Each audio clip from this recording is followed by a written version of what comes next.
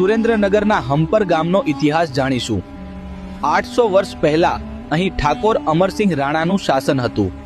એકવાર ગામના બ્રાહ્મણોનો સંઘ કાશીની યાત્રાએ નીકળ્યો હતો।